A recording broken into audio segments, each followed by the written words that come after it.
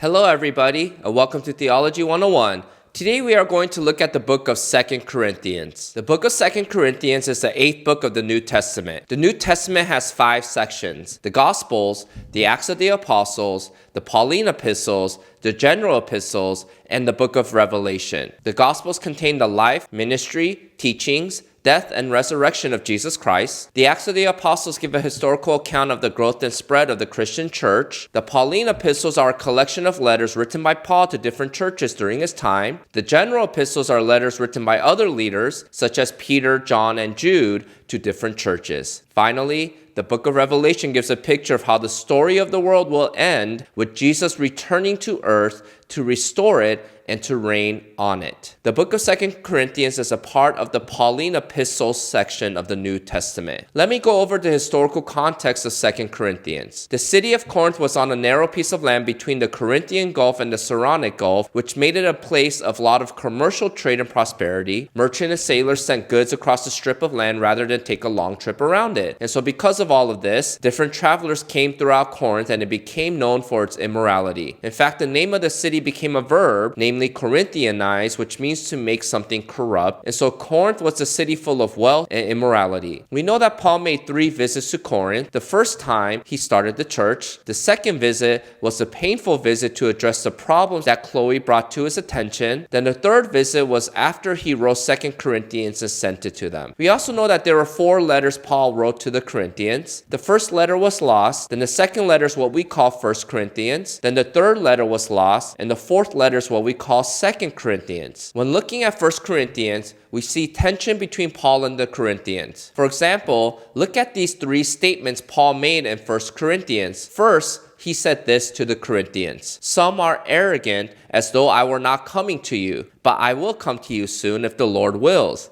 And I will find out not the talk of these arrogant people, but their power." Sounds threatening, right? Clearly, Paul wanted to deal with certain members who were disrupting the unity at Corinth. Then look at what Paul said here. "This is my defense to those who would examine me. Do we not have the right to eat and drink?" Paul is responding to false teachers accusing him of doing ministry for money. Then notice what else Paul wrote. "If anyone thinks that he is a prophet or spiritual, he should acknowledge that the things I am writing to you are a command of the Lord.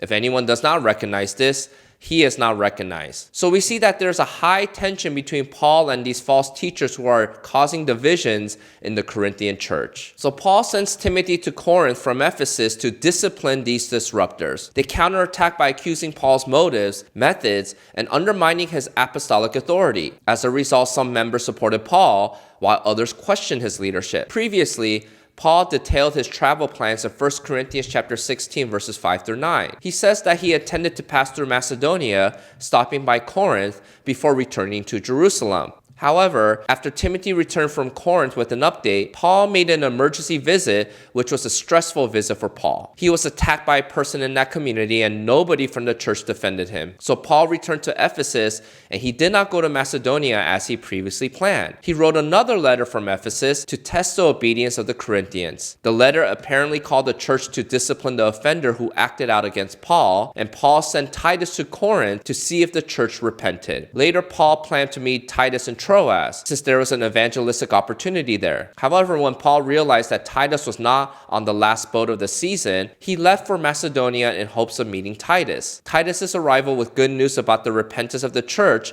comforted Paul, which Paul later expresses in 2 Corinthians chapter 7. Hearing this news, Paul wrote the letter we know as 2 Corinthians, and he sent it with Titus back to Corinth. In this final letter, Paul defends himself as an apostle and appeals to them to complete the task of gathering a financial offering for the church in Jerusalem. So in 2 Corinthians, Paul explains why he changed his travel plans and why he wrote them the previous letter of rebuke. He then addresses the arrangements for the collection and warns them that they should not mistake his humility for weakness. If any of them still associate with these false apostles, Paul tells them to disassociate themselves from them, idolatry, and any division, or else he will address it the next time he arrives. And so this letter appears to have resolved several issues. Paul spent 3 months then in Greece before leaving for Jerusalem with the collection. His letter to the Romans was probably written from Corinth, as evidenced by his warning in Romans chapter 16, verses 17 through 18. "I appeal to you, brothers, to watch out for those who cause division,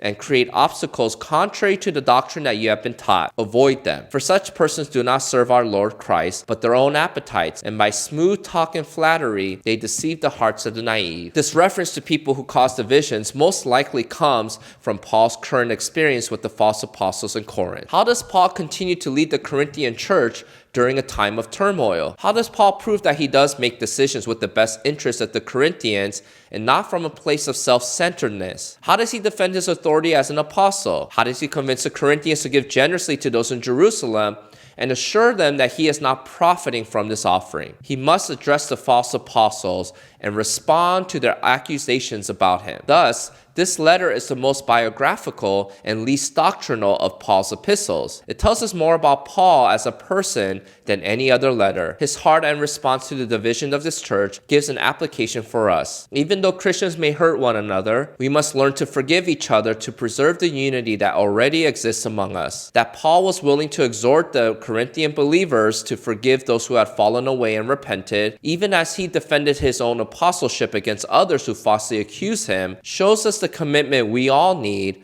to live peaceably with all believers. Thank you to today's sponsor, On Reverence. They offer a free digital worship music app called Maskill. If you want to find out more, I'll leave some links below in the description box. If you missed the last video about the book of 1 Corinthians, I'll leave a link here for you to watch. And until next time, see you.